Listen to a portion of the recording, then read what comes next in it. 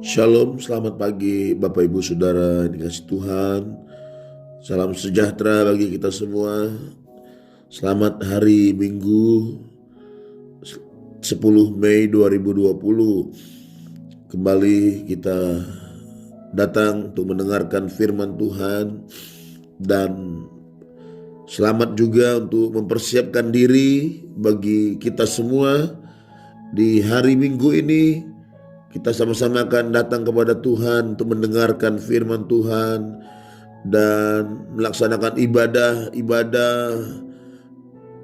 di rumah masing-masing, dalam keluarga kita masing-masing, mengikuti ibadah live streaming, baik yang ikut di waktu pagi, baik yang di waktu siang maupun yang di waktu malam. Saudaraku yang kasih Tuhan, biarlah kita sungguh-sungguh mempersiapkan diri untuk mengikuti ibadah live streaming sepanjang hari ini. Kita mengikutinya dengan hati yang penuh rasa lapar haus akan Tuhan. Hati yang sungguh-sungguh ingin mencari dahulu kerajaan Allah dan kebenarannya. Janji firman Tuhan semua akan ditambahkan kepadamu. Ingat Matius 6 ayat 32. Semua itu dicari bangsa-bangsa yang tidak mengenal Allah. Akan tetapi Bapamu yang di surga tahu bahwa kamu memerlukan semuanya itu. Saudaraku, kuat di dalam Tuhan. Tetap kuat di hari-hari ini. Mari menguatkan diri kita masing-masing.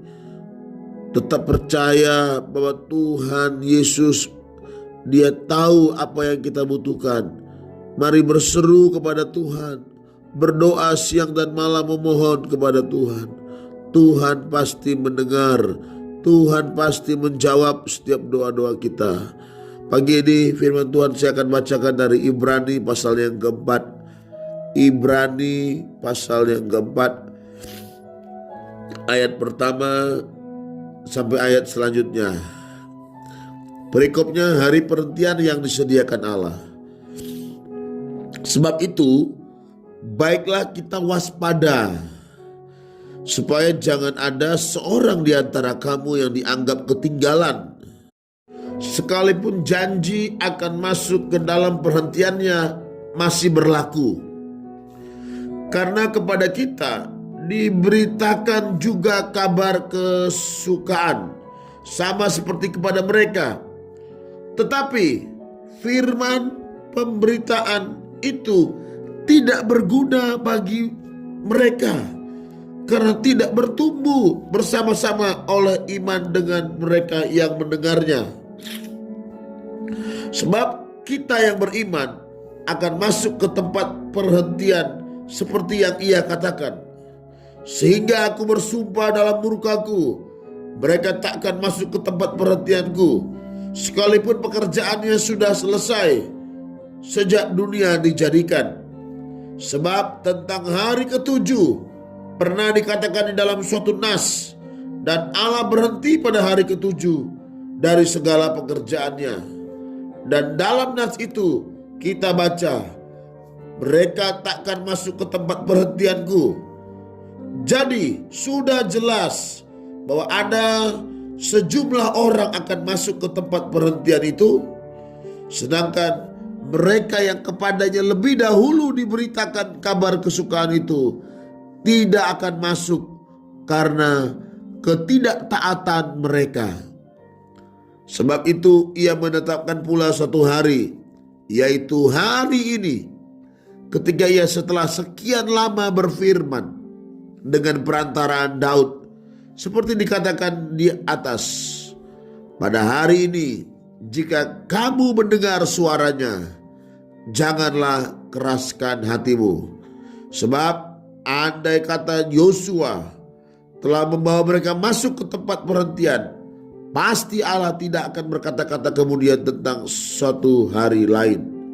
Jadi masih tersedia suatu hari perhentian, hari ketujuh bagi umat Allah. Sebab barang siapa telah masuk ke tempat perhentiannya, ia sendiri telah berhenti dari segala pekerjaannya, sama seperti Allah berhenti dari pekerjaannya. Karena itu, baiklah kita berusaha untuk masuk ke dalam perhentian itu, supaya jangan seorang pun jatuh karena mengikuti contoh ketidaktaatan itu juga. Saudara Tuhan, firman Tuhan pagi hari ini jelas kita sudah dengar bersama-sama bahwa ada hari perhentian yang Allah sediakan bagi umat-umat Tuhan. Dikatakan ayat pertama, sebab itu baiklah kita waspada. Waspada supaya jangan ada seorang di antara kamu yang dianggap ketinggalan. Waspada saudara, jangan seorang pun yang dianggap ketinggalan. Jadi setiap pribadi harus berjuang. Setiap pribadi harus bangun, sadar, cari Tuhan, sungguh-sungguh lakukan perintah Tuhan. Saudara, ayat-ayat ini begitu penuh dengan nasihat, penuh dengan peringatan-peringatan bagi kita. Dikatakan, supaya jangan di antara kamu seorang yang dianggap ketinggalan. Sekalipun janji akan masuk ke dalam perhentiannya masih berlaku. Ayat 2, karena kepada kita diberitakan juga kabar kesukaan sama seperti kepada mereka. Tetapi, perhatikan, firman pemberitaan itu tidak berguna bagi mereka karena tidak bertumbuh bersama-sama mereka oleh iman dengan mereka yang mendengarkannya. Saudara yang dikasihi Tuhan, hampir setiap pagi kita dengar firman dan diingatkan kita harus mengalami pertumbuhan rohani. Kemarin pagi kalau saudara masih ingat, kita bicara tentang apa? Bicara tentang tinggalkan asas-asas pokok dari dasar dari pernyataan Kristus, saudara, dan beralih kepada perkembangannya yang penuh, bertumbuh dewasa di dalam Kristus. Harus bertumbuh, harus berubah, harus dewasa penuh sampai titik puncak nanti mengalami kepenuhan Kristus, dan kita bisa berkata, hidupku bukannya aku lagi, melainkan Kristus yang hidup di dalam aku. Saudara Tuhan, mari kita lihat pembacaan pagi hari ini. Ada hari-hari perhentian yang Tuhan sediakan. Namun Tuhan ingatkan pagi ini, jangan ada seorang pun di antara kita yang dianggap ketinggalan. Sekalipun janji untuk masuk ke dalam perhentiannya itu masih berlaku. Jadi walaupun janji itu masih berlaku, tapi jangan sampai ada di antara kita yang dianggap ketinggalan. Kenapa bisa sampai ketinggalan? Kita lihat. Yang pertama, karena tidak mengalami pertumbuhan, tidak hidup dalam firman Tuhan.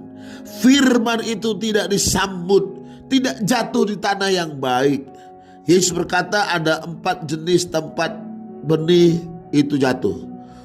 Benih itu firman Tuhan. Tanah tempat benih itu jatuh adalah gambaran hati manusia. Benih yang ditabur ada yang di pinggir jalan, ada yang di tanah yang berbatu-batu, ada yang jatuh di tanah semak yang berduri, dan benih yang keempat jatuh di tanah hati yang baik. Saudara, kita tahu, sekali saya ulangi, benih itu adalah firman Allah, firman Tuhan. Tanah tempat benih jatuh itu gambaran hati manusia, hati saudara dan saya. Saudara yang dikasihi Tuhan, benih itu sudah ditaburkan, tapi tidak berguna, kata ayat 2. Tidak tumbuh, sia-sia. Sia-sia bukan bagi Tuhan, bagi dirinya. Tidak menghargai firman Tuhan. Firman Tuhan tidak disambut, tidak dipersiapkan dengan baik, tidak diberi tempat. Tidak diberi tempat firman Tuhan. Tidak bisa mengalami pertumbuhan. Oleh karena apa? Oleh karena kekerasan hati, oleh karena kebodohan, oleh karena kesombongan. Saudara Tuhan, mari kita mau menyadari hal ini. Saya baca lagi ayat yang ketiga. Sebab kita yang beriman akan masuk ke tempat perhentian seperti yang ia katakan.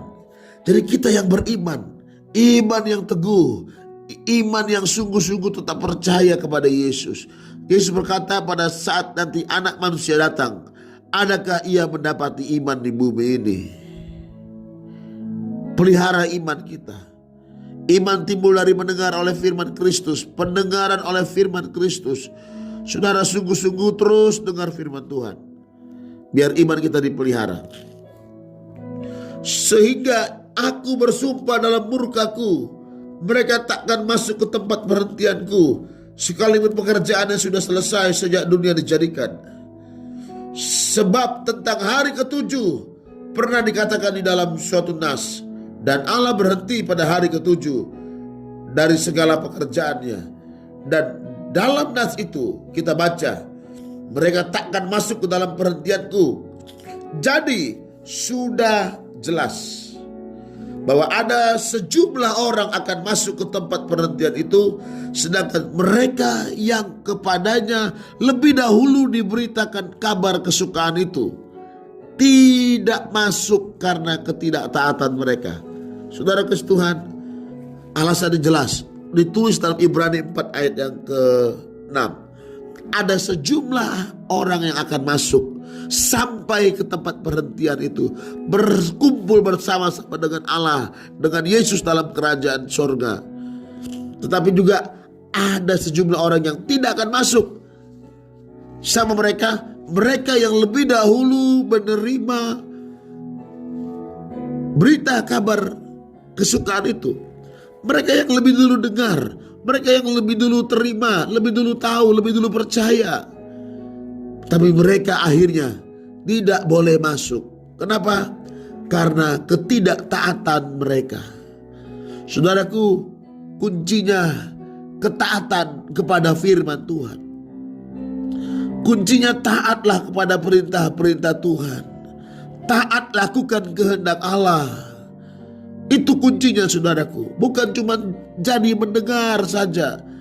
Bukan cuma tahu. Saya ingin tegaskan lagi. Satu ayat mengatakan, yang awal bisa menjadi yang akhir. Banyak yang dipanggil, sedikit yang dipilih. Di sini dikatakan dalam Ibrani pasal 4. Sedangkan mereka yang kepadanya lebih dahulu diberitakan kabar kesukaan itu tidak masuk karena ketidaktaatan mereka. Ya, sebab itu ia menetapkan pula satu hari, yaitu hari ini, ketika ia setelah sekian lama berfirman dengan perantaraan Daud, seperti dikatakan di atas. Perhatikan saudara, pada hari ini jika kamu mendengar suaranya, janganlah keraskan hatimu. Hari ini kita akan dengar firman Tuhan. Sepanjang hari ini saudara dan saya kita akan dengar firman Tuhan. Sekalipun lewat live streaming, lewat medsos, lewat apapun, lewat Facebook, YouTube, apapun, Instagram. Kata firman Tuhan, pada hari ini jika kamu mendengarkan suaranya, janganlah keraskan hatimu. Jangan keraskan hati saudara. Mari taatlah firman Tuhan. Taatilah firman Tuhan. Supaya kita semua sampai kepada satu tempat yang Tuhan sediakan. Tempat perhentian itu suatu tempat yang indah yang Allah sediakan bersama-sama Yesus dalam kerajaan surga yang kekal. Saudara yang dikasihi Tuhan, mari persiapkan diri kita. Para suami di rumah masing-masing, kumpulkanlah keluarga masing-masing, jemaat Tuhan, untuk berdoa bersama-sama, bangun mesbah doa dan ikuti semua kegiatan ibadah hari ini lewat live streaming. Persiapkan segala sesuatunya.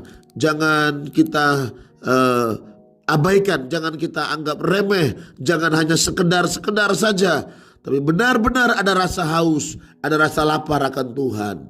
Dan kita sungguh-sungguh mau mendengar firman, mendengar dan taat dengar-dengaran.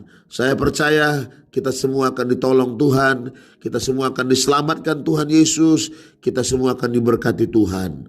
Kita akan dilindungi Tuhan dari segala mara bahaya. Wahyu berkata apa? Karena engkau tekun menantikan aku dan taat melakukan perintah-perintahku, maka aku akan meluputkan engkau dari hari pencobaan yang akan menimpa seluruh penduduk dunia. Saudaraku, mari kuncinya taat. Jadilah anak-anak Tuhan yang taat pada perintah-perintah Tuhan. Pada hari ini, jika engkau mendengarkan suaranya, jangan keraskan hatimu. Tuhan Yesus memberkati kita. Selamat hari Minggu, selamat beribadah, selamat menyambut firman Tuhan. Biarlah semua benih-benih firman Tuhan jatuh di tanah hati yang baik. Jangan di pinggir jalan, jangan di tanah yang berbatu yang keras. Jangan di semak duri, masih ada kekhawatiran, masih ada kecemasan, masih ada keraguan-raguan. Jangan, saudaraku. Jangan juga di semak duri yang ada kenikmatan hidup, kemewahan, kekayaan. Jangan, saudaraku. Sekalipun kita diberkati Tuhan, tetap sambut firman Tuhan. Taruh di tanah hati yang baik, jatuh di tanah hati yang baik. Biar firman itu tumbuh, berakar, berbuah. Ada yang 60, ada yang 30, ada yang 100, berbuah lebat bagi kemuliaan nama Tuhan. Tuhan Yesus memberkati kita. Mari kita berdoa. Bapa di surga, kami bersyukur di pagi hari ini Tuhan masih dapat memberi kesempatan mendengarkan firman Tuhan. Firman Tuhan menasihati kami supaya kami waspada. Jangan sampai ada seorang pun yang dianggap ketinggalan. Tuhan tolong, kami tidak mau ketinggalan. Kami tidak mau tidak sampai kepada garis akhir. Satu tempat yang Allah sediakan, Yerusalem baru, yaitu tempat kami berkumpul bersama-sama dengan Yesus dan Bapa di surga sampai selama-lamanya. Terima kasih Tuhan. Beri kami ketaatan, hati yang lemah lembut untuk mau taat firman Tuhan. Jauhkan hati yang keras dalam nama Yesus. Hamba berdoa sepanjang hari ini banyak umat Tuhan yang mau kembali kepada Tuhan, kembali kepada panggilan Tuhan, kembali kepada kasih yang mula-mula, kembali ke jalan Tuhan. Di dalam nama Tuhan Yesus Kristus, sembuhkan orang sakit Tuhan. Berkati umat-Mu, berkati bangsa kami Indonesia. Dalam nama Yesus, haleluya. Amin. Selamat pagi, Tuhan berkati.